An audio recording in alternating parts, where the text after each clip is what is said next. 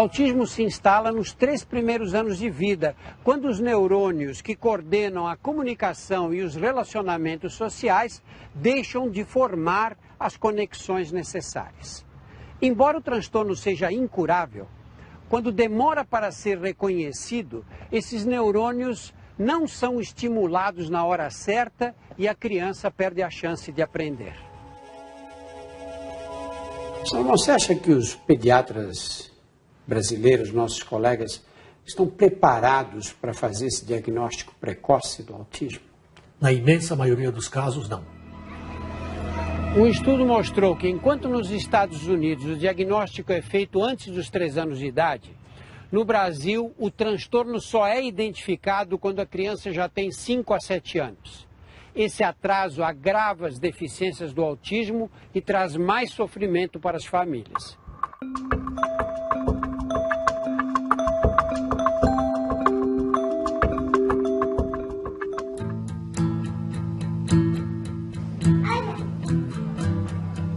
Oi, boa tarde. Tudo bem, mãe? Tudo bem, graças a Deus.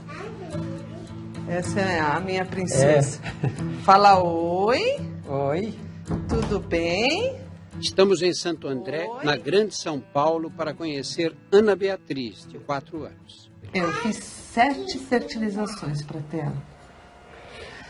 Graças a Deus ela veio. Tive ela com 46 anos. Com 46 anos? Tô com 50 agora. A mãe conta que Ana Beatriz nasceu prematura e se desenvolveu normalmente até os 2 anos. Quando é que você começou a notar que tinha alguma coisa estranha no comportamento? Então, aí a escola, assim, Ela entrou com que idade na escola? 2 anos. E não falava? Não falava. Falava nada? Nada. Isso é bastante comum. Alguns bebês com autismo nem chegam a falar. Outros começam a pronunciar as primeiras palavras, mas de uma hora para outra regridem. Um choque para a família. Quais são os outros sinais típicos do autismo? Eu vou mostrar algumas características para ajudar você a desconfiar quando uma criança pode ter autismo. Eu digo desconfiar porque o diagnóstico quem vai fazer é o especialista. Ana? Olá. Ana Beatriz não responde quando chamada pelo nome. Esse é um dos sintomas mais comuns. A criança age como se fosse surda. Você chama pelo nome, ela não percebe que você está falando com ela. Engraçado, eu chamo, ela não me olha, né? Quando faz o barulho. Ela vê. Na presença de outras crianças, ela se isola. Não tem nenhum interesse pelas brincadeiras coletivas. É uma criança que resiste ao contato físico. Você vai fazer um carinho, ela puxa o corpo para trás, parece que tomou um choque. A criança é hiperativa, fica para lá e para cá o tempo todo, mexe em tudo, não para um segundo. É elétrico, não para quieto, assim, tá chovendo ou tá frio, não sabe, assim, que tem que ficar um pouco dentro de casa. Sentar para ele, não existe, ou deitar. Mais uma característica marcante. Quando ela quer alguma coisa, ela não aponta, ela pega o seu braço e leva a sua mão até o objeto, como se fosse uma ferramenta. A relação com os objetos, brinquedos, por exemplo, é diferente do esperado. Ela usa os objetos de uma forma muito particular. Ela pega um carrinho, vira ao contrário e é capaz de passar horas girando a rodinha. Também não sabemos por quê, mas pessoas com autismo parecem ter uma sensibilidade alterada.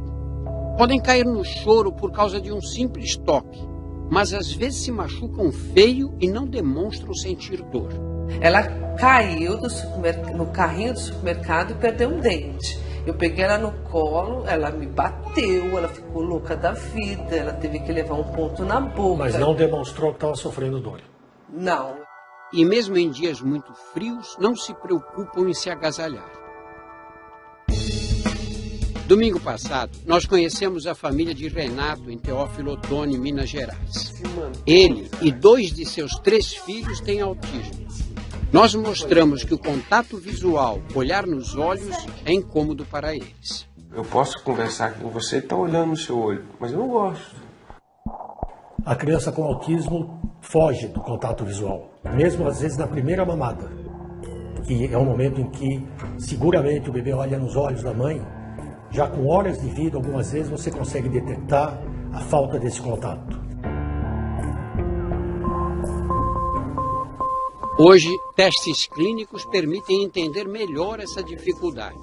Esse é Gabriel, 16 anos. O diagnóstico do Gabriel tem uns 4 anos, mais ou menos, porque até então eu não sabia. Sabia que o Gabriel era um menino especial. Nós fomos com ele fazer um teste. O programa de computador registra para que ponto a pessoa está olhando quando vê uma figura na tela. Quando você mostra como aquela tela se tinha um bebê e um relógio, normalmente, ou em geral, eles olham muito mais para o relógio. Eles não têm tanto interesse em olhar para o bebê. E quando você mostra o rosto de uma pessoa, um de nós prefere olhar para os olhos, como eu estou olhando para o teu agora. Sim. Eles, em geral, olham para outra parte do corpo, para cá, para cá. Ao ver uma foto, Gabriel mostrou que é capaz de olhar nos olhos de uma pessoa, mas revelou outro sintoma comum no autismo. Às vezes ele não consegue interpretar corretamente o contexto de uma cena. Ovo. Prato. A única coisa que ele viu aqui, pratos. E repetiu isso numa segunda vez que a gente fez. Se você olhar no contexto, dificilmente seria uma pilha de pratos, né? Isso seguramente é uma pilha de moedas. No autismo, pode existir uma dificuldade em interpretar figuras. Nesse desenho de uma janela, um paciente ignorou todos os detalhes e enxergou apenas um quadrado. Nesse outro, a criança viu a letra S. Aqui, uma panela. E nessa imagem, cheia de detalhes, somente um pé de alface. O que a gente imagina? Que provavelmente ele observa o mundo de forma fragmentada. Então, se você somar essa dificuldade de visualizar o contexto, mais as dificuldades que eles têm de linguagem, você começa a perceber que o mundo deles é muito diferente do nosso. Mais um teste. Desta vez para detectar se Gabriel é capaz de reconhecer expressões faciais. Tá com a boca aberta. Para a maioria das pessoas, o reconhecimento é intuitivo, mas Gabriel demora, procurando pistas que o ajudem a entender o que está vendo. Uma, por exemplo, demonstrava nojo. Ele não percebeu.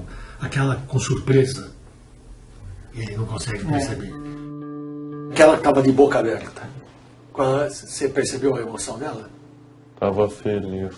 Não, ela estava surpresa. Tava surpresa. Ela estava vendo alguma coisa que deixou ela... Ela estava com a boca aberta, o olho arregalado, né? É. Isso é importantíssimo, para ele poder se relacionar com as outras pessoas. Apesar de não falar, Ana Beatriz é uma criança cheia de habilidades, esperta mesmo. Quando eu estive em sua casa, ela mostrou que é capaz de entender números e organizar os brinquedos. Qual é esse aqui? Olha lá. Ela sabe, né? E se você colocar fora da ordem, por exemplo, tá 1, 2, 3, 4, tá vendo? Ela já está colocando uma ordem. Se você colocar ele fora da ordem, ela vai lá, empurra tudo e põe na ordem. Muito interessante que com todas as dificuldades que ela tem, ela está vendo esses números, está conferindo. Marina sabe que a filha tem autismo, mas está cheia de dúvidas quanto ao grau do transtorno. Ela entrou no consultório e me ignorou totalmente. Isso já é uma coisa que chama um pouquinho a atenção, porque não é esperado numa criança com desenvolvimento social típico. Ao ganhar uma caixa de brinquedos, Ana Beatriz reage de forma inesperada. Em vez de brincar com os trenzinhos, ela começa a organizá-los, enfileira cada um por tamanho e cor, todos voltados para a mesma direção. Não é um brincar lúdico, isso é uma organização, é uma coisa sistemática, eles são extremamente sistemáticos. O mundo da criança com autismo é um mundo que ela tenta classificar, organizar, sistematizar. A avaliação feita a nosso pedido foi até certo ponto tranquilizadora. Ela não é um caso de autismo severo, porque ela não demonstra até agora uma deficiência intelectual, ela demonstra claramente que ela sabe o que ela quer fazer, ela identifica as coisas corretamente, ela organiza de forma absolutamente racional. Ela está no espectro autístico e eu tenho que desenvolvê-la. O que será, a Deus pertence. Eu vou fazer a minha parte. Eu preciso tentar fazer com que ela saia para o mundo. Eu não posso deixar ela